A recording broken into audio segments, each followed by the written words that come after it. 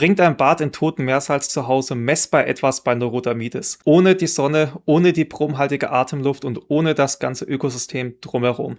Diese Frage ist im letzten Video offen geblieben und genau diese schauen wir uns heute näher an. Hi, ich bin Stefan Rieder und ich kenne Neurodermitis, Ekzem und Akne seit meiner Kindheit. In fast 20 Jahren habe ich alles getestet, bis ich vor ein paar Jahren einen Weg gefunden habe, meine Haut deutlich zu stabilisieren. Ich bin kein Arzt und das ist keine medizinische Beratung. Ich komme eigentlich aus dem Engineering und der Physik. Deshalb ist es mir wichtig, bei den entscheidenden Fragen auf die Daten zu schauen und dir ehrlich zu sagen, was hilft und wo es noch keine klare Antwort gibt. Vielleicht geht es dir wie mir. Bevor du eine neue Routine anfängst, Geld für ein Produkt ausgibst und das Ganze über Wochen durchziehst, willst du erstmal wissen, ist da überhaupt was dran? Lohnt sich der ganze Aufwand überhaupt? Genau das wollte ich auch wissen und dabei bin ich auf eine spannende Studie gestoßen. Dabei wurden 30 Erwachsene mit Neurodermitis untersucht, allerdings in einer ruhigen Phase ohne aktiven Schub. Und zwar auf eine clevere Art. Ein Arm kommt in eine 5%ige tote Meersalzlösung, der andere in reines Leitungswasser, am selben Menschen. Das heißt, alles, was den ganzen Körper betrifft, Stress, Ernährung, Genetik, wirkt auf beide Arme gleich. Was kam bei der Messung raus? Schauen wir zuerst auf den Arm im Leitungswasser. Viele haben Angst, dass Wasser die Haut austrocknet. In der Studie blieb der Hautzustand stabil.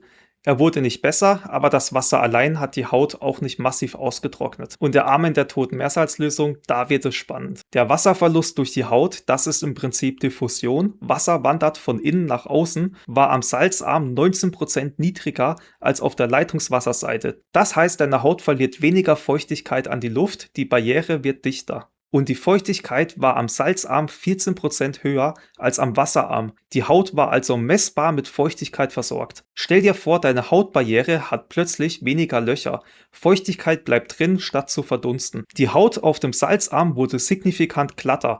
Laut der Studie sogar 40%. Aber ich zeige dir lieber die Darstellung, dann kannst du selbst sehen, wie groß der Unterschied wirklich ist. Auch das Leitungswasser hat die Haut etwas geglättet, aber der Salzarm war deutlich glatter. Und die Rötung ging auf dem Salzarm signifikant zurück. Klingt erstmal gut, aber reicht das? Können wir den Ergebnissen einfach so trauen? Kann ich davon ableiten, dass totes Meersalz zu Hause bei Neurodermitis etwas bringt? Bevor ich das auflöse, erstmal Hut ab. Das Studiendesign ist clever und die Messwerte wurden objektiv gemessen, mit technischen Messgeräten und nicht nur Fragebögen. Das ist wirklich solide Arbeit, aber wenn wir genauer hinschauen, gibt es ein paar Punkte, die wir nicht ignorieren sollten. Die Autoren schreiben, die Studie war doppelt verblindet, sprich, weder die Autoren noch die Patienten wussten, in welchem Eimer das Wasser ist und in welchem Eimer das Salz. Aber ganz ehrlich, wenn ich mir eine 5%ige Salzlösung auf die Haut streiche, dann spüre ich das. Und insbesondere hinterher, die Haut fühlt sich spürbar glatter an als am anderen Arm. Spätestens da weiß der Patient, welcher Arm im Salz war. Ob die Patienten also wirklich ahnungslos waren,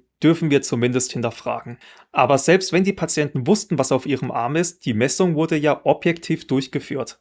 Oder? Okay, stopp. An dieser Stelle müssen wir kurz reinzoomen. Die Streuung in den Daten ist groß, das heißt, was bei einem Patient gut wirkt, muss bei einem anderen Patienten gar nichts bedeuten. Neurodermitis hat nicht nur eine Ursache, sondern hängt von vielen Faktoren ab. Im Durchschnitt aber lag das tote Meersalz klar vorne. Und jetzt ein grundsätzlicher Punkt. Alle 4 Messwerte in der Studie, also Wasserverlust, Rauigkeit, Feuchtigkeit und Rötung, sind biophysikalische Hautmarker. Das heißt, sie wurden mit Geräten an der Hautoberfläche gemessen. Sie sagen etwas über den Zustand deiner Hautbarriere, aber sie messen nicht, ob sich dein Juckreiz verbessert hat oder deine Lebensqualität gestiegen ist. Also genau die Dinge, die uns als Betroffene am meisten belasten. In der Dermatologie gibt es dafür ein etabliertes System, den SCORAT-Score. Der erfasst nicht nur, wie die Haut aussieht, sondern auch, wie stark der Juckreiz ist und wie dein Schlaf darunter leidet.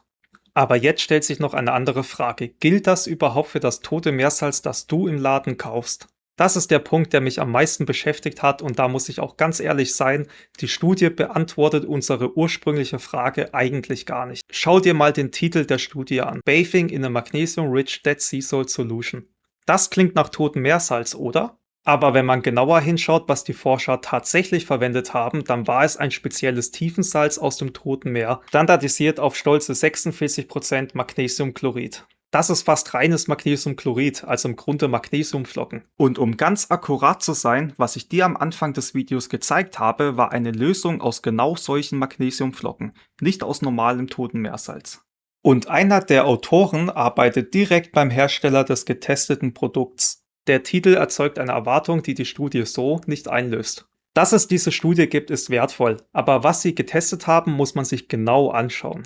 Das ist nicht das Tote Meersalz, das du im Laden kaufst. Handelsübliches Totes Meersalz enthält einen breiten Mix an Mineralsalzen, wie es Evan Pass und Shadi uns gezeigt haben. Aber es zeigt, dass ein magnesiumreiches Salz vom Toten Meer bei Neurodermitis messbar helfen kann. Den Effekt kausal nur auf das Magnesiumchlorid zu schließen, ist allerdings nicht möglich, weil auch in den Flocken noch Spuren anderer Mineralsalze stecken. Die naheliegende Frage ist natürlich, soll ich mir jetzt Magnesiumflocken bestellen? Das kann ich dir hier nicht abschließend beantworten, aber die Kombination aus normalem Toten Meersalz und Magnesiumflocken finde ich persönlich sehr spannend. Dazu kommt ein eigenes Video. Und falls du dich fragst, ob Leitungswasser wirklich so harmlos ist, wie die Studie nahelegt, ich habe da meine eigenen Erfahrungen, aber das ist eine andere Geschichte. Also, kann Totes Meersalz deiner Neurodermitis zu Hause messbar helfen? Die Studie sagt ja, ein magnesiumreiches Salz vom Toten Meer kann das, aber es ist komplizierter, als der Titel der Studie vermuten lässt. So, ich hoffe, du konntest nicht nur etwas mitnehmen, sondern fühlst dich damit auch ein bisschen verstanden. Du bist damit nicht alleine. Wichtig ist mir auch immer zu betonen, dass das heutige Video nur ein kleines Puzzlestück ist, denn Hautprobleme sind multikausal. Falls du selbst an Hautproblemen wie Neurodermitis, Ekzem oder Akne leidest und dir eine persönliche Unterstützung wünschst, ich biete eine individuelle Begleitung an, nicht als Ersatz für deinen Arzt, sondern als Ergänzung. Meinen Kontakt findest du unten in der Videobeschreibung. Alles Liebe, dein Stefan.